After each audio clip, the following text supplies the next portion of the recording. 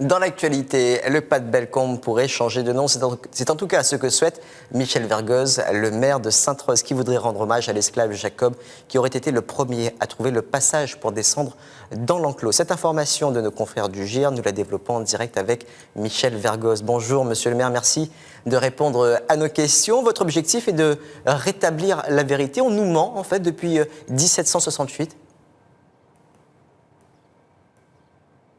En fait, notre objectif est double. Le premier, c'est de dire à l'ensemble de ceux qui aiment ce beau pays, la Réunion si bien nommée, leur dire que le Pas de Bellecombe, c'est entièrement sur le territoire du Pays des Laves, de la ville de Sainte-Rose. Le volcan, le piton de la Fournaise, c'est Sainte-Rose. Du battant des Laves, pour reprendre un livre, la dénomination d'un livre de l'époque, du battant des Laves jusqu'au sommet de la Fournaise, c'est le territoire, les 17 000 hectares de la ville de Sainte-Rose.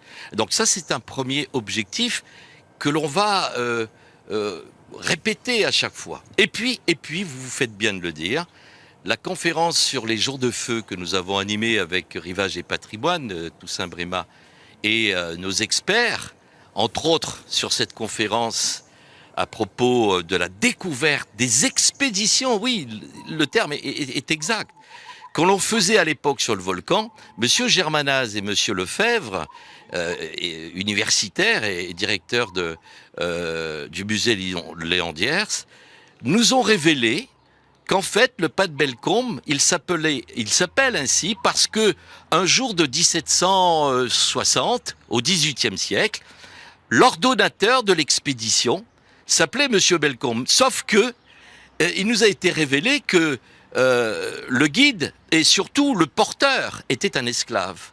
Et il s'appelait Jacob. Mais comment le Pas de Bellecombe? En moi est venue l'idée spontanée. Non, monsieur Andy, non. Ne le ferons pas, ça, parce que nous resterons sur l'identité réunionnaise, la Réunion. Nous sommes des gens, des hommes et des femmes qui doivent vivre ensemble, et nous le faisons si bien. Et c'est l'identité réunionnaise. Nous sommes l'exemple, j'allais dire dans le monde, de ce vivre ensemble, au-delà de nos couleurs, de nos religions, des différences de notre ADN.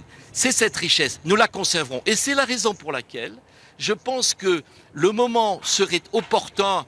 L'année prochaine, on prendra le temps de discuter, de rencontrer tous les sachants universitaires, mais pratiquants du volcan aussi, les guides, tous ceux qui vont dans cette belle nature lui parler, on les rencontrera pour leur dire, est-ce que c'est choquant demain de rétablir l'histoire de ce beau volcan, de ce beau pays de la Réunion, en disant, Pas de Bellecombe, Jacob. Et nous disons, nous, à la mairie, nous sommes prêts à prendre la décision au conseil municipal avec une nouvelle plaque qui serait bienvenue à Sainte-Rose, au Pas de Bellecombe, Jacob. Et nous ferons une liaison tout naturelle par un petit signe que notre langue nous permet, c'est-à-dire un trait d'union. En début de semaine, monsieur le maire, vous avez reçu monsieur le préfet Amaury de Saint-Quentin dans votre commune. Il a évoqué la problématique des paillotes. Est-ce que le snack bar qui est installé sans droit ni titre au port de la Marine fait aussi figure de paillotes?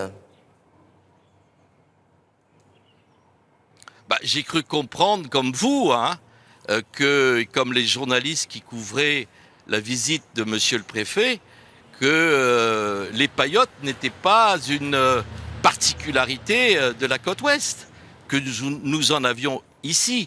Quel est le sujet en filigrane de tout ça? C'est de rendre ce beau territoire et ce sentier du littoral, qui a la prétention d'être construit, d'être défendu, d'être aménagé sur l'ensemble des 200 kilomètres de la Réunion, du pourtour de la Réunion.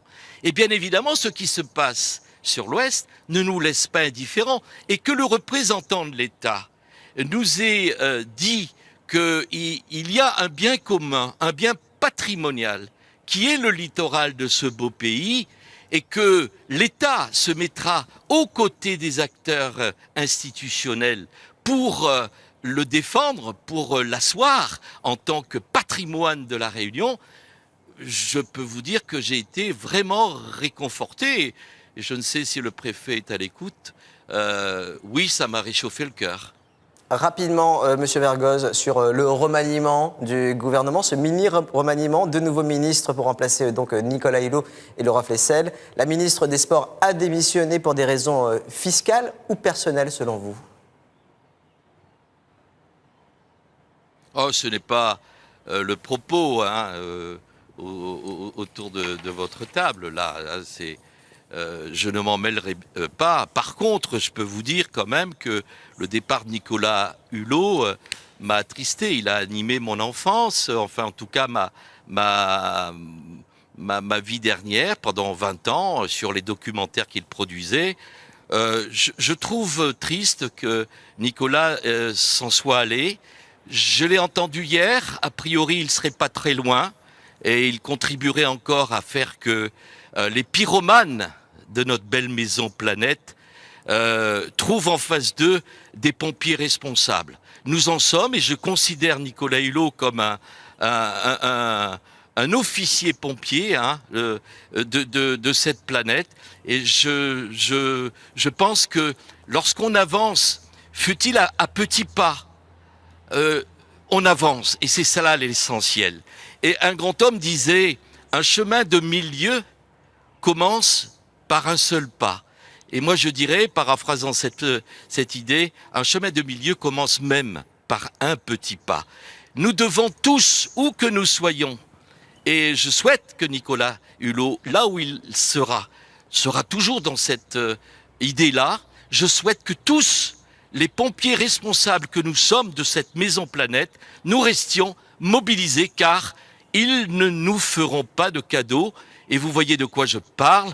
Lorsque nous réalisons, sous la présidence de François Hollande, une belle COP 21, et que celle-ci, sous la présidence du président Macron, se termine par l'arrivée du pyromane en chef, qui est le président des États-Unis d'Amérique, avec tout ce qu'il a fait sur le gaz de schiste, sur l'énergie sale, je me dis, il faut qu'on soit réunis.